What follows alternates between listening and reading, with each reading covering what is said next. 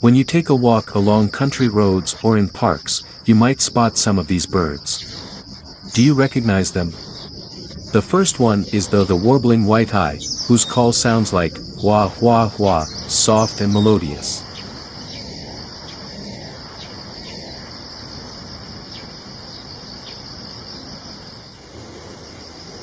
Next is the blue and white flycatcher, often seen perching on branches and singing for a long time, though today it seems to be quiet and in a bad mood.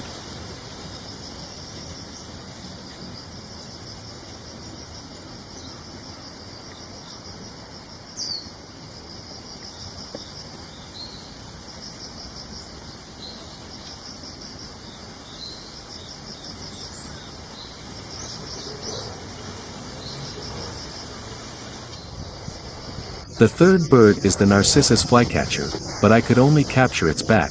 Perhaps it thinks it looks cool. Then comes the gray-streaked flycatcher, a rare sight because it's very shy and flies off at the slightest hint of people nearby.